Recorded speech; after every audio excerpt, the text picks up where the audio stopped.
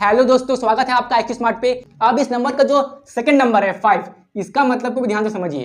5 का मतलब है 5 क्वालिटी आपको देखना है किसी भी म्यूचुअल फंड में निवेश करने से पहले। सबसे पहली क्वालिटी आपको देखनी है, मतलब उसकी क्वालिटी, ठीक है ना।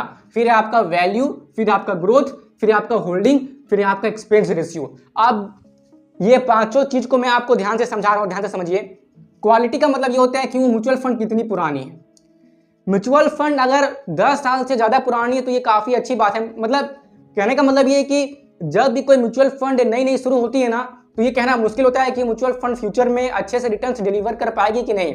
मतलब वो आपके पैसों को कंपाउंडिंग की पावर की मदद से अच्छे से बढ़ा पाएगी कि नहीं बढ़ा पाएगी। तो नए नए म्यूचुअल फंड में ये सब थोड़ा आशंका होता है।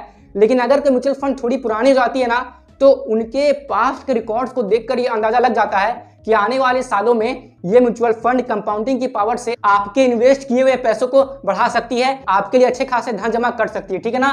तो अगर कोई म्यूचुअल फंड जैसे कि 5 साल, 6 साल, 7 साल, 8 साल, 10 साल से ज्यादा पुराना है तो और भी अच्छा है।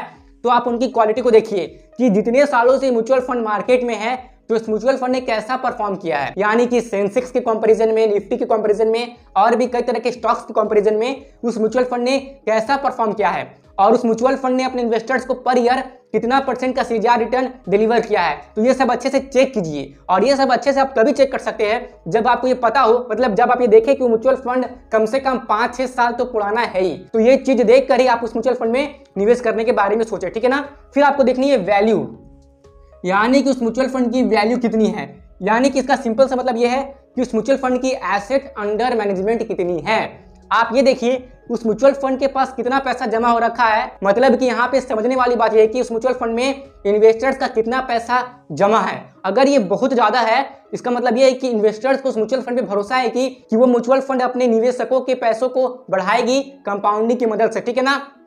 तो अगर ये 1000 करोड़ से ज्यादा होता है तो इस बात का अनुमान लग जाता है कि उस म्यूचुअल फंड में काफी लोगों ने अच्छे खासे अमाउंट को निवेश किया है। और अगर ये और ज्यादा होता है, जैसे कि 5000 करोड़, 10,000 करोड़, या तो कई म्यूचुअल फंड में लाखों करोड़ों रुपए भी इन्वेस्टेड रहते हैं, यानी कि उनकी एसेट अंडर मैनेजमेंट ज्यादा होती है। हाँ, अब किसी म्यूचुअल फंड में एसेट अंडर मैनेजमेंट बहुत ही कम होती है, जैसे कि 50 करोड़, 100 करोड़ या 300-400 करोड़। तो ऐसे म्यूचुअल फंड में थोड़ा रिस्की होता है निवेश करना, क्योंकि बहुत ही कम अमाउंट निवेश किए गए हैं। इसका मतलब ये कि इन्वेस्टर्स को म्यूचुअल फंड में भरोसा कम है कि वो फ्यूचर में अच्छे से ग्रोथ दे सकती है, ठीक है ना। इसलिए वैल्यू देखना भी जरूरी है, यानी कि एसेट अंडर मैनेजमेंट आप देख लीजिएगा कि उस म्यूचुअल फंड की कितनी है।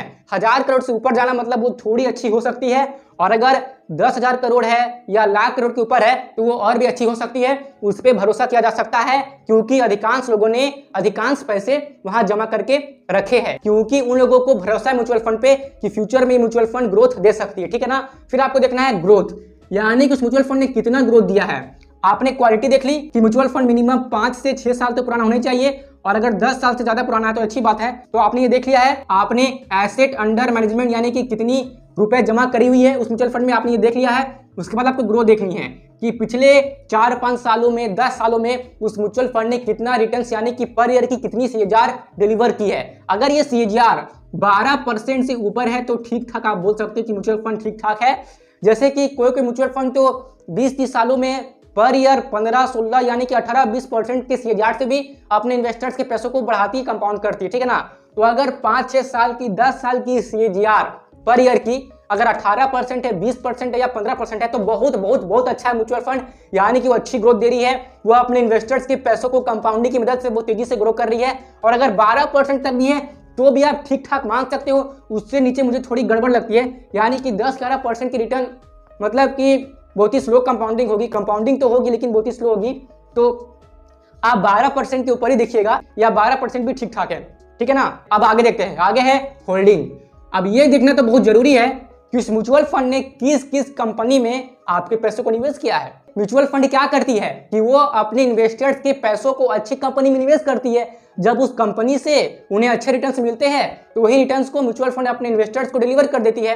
तो ये देखना भी बहुत ही जरूरी है कि इस म्यूचुअल फंड ने किन किन कंपनी में पैसा निवेश करके रखा हुआ है। इसलिए आप एक काम कीजिए कि जब भी आप किसी म्यूचुअल फंड को रिसर्च कर रहे होते हैं कि आप उसमें निवेश करेंगे, तो आप ये देखिए कि आप जो म्यूचुअल फंड चूज कर रहे हैं उसने किस किस कंपनी में अपने इन्वेस्टर्स के पैसों को निवेश करके रखा हुआ है, और उन कंपनीज की, जिन कंपनीज को म्यूचुअल फंड ने होल्ड किया है उसकी थोड़ी बहुत एनालिसिस आप साइड से करके देख लीजिएगा कि वो कंपनी की क्वालिटी मार्केट में कैसी है, वो कंपनी मतलब क्या बिजनेस करती है, उन कंपनीज की फंडामेंटल्स कैसी है, आप ये सब साइड से देख लीजिएगा। और कंपनीज की फंडामेंटल्स कैसे देखते हैं इस पे मैंने कई वीडियोस बना के रखे हुए हैं। आप एक काम कीजिएगा, आप इन्वेस्टमेंट एंड स्टॉक मार्केट वाली प्लेलिस्ट को विजिट कीजिएगा, वहां पे ऊपर की ओर स्क्रॉल कीजिएगा तो वहां पे मैंने कई सारी ऐसी वीडियोस बना के रखी हुई है जहां पे आप ये देख के समझ सकते हैं कि किसी भी कंपनी की बेसिक सी फंडामेंटल एनालिसिस कैसे करते हैं। तो आप उन वीडियोस को देख लीजिएगा इस वीडियो के खत्म होने के बाद, ठीक है ना।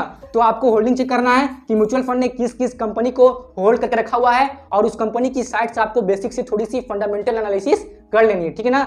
फिर जो आपको देखना है वो है आपका एक्सपेंस रेशियो, यानी कि वो कितना चार्ज ले रही है इन्वेस्टर से उनके फंड को मैनेज करने के लिए, ठीक है ना। सिंपल में एक्सपेंस रेशियो का मतलब यही होता है कि म्यूचुअल फंड अपने इन्वेस्टर से कितना परसेंट अमाउंट चार्ज करती है उनके फंड को अच्छे से मैनेज करने के लिए।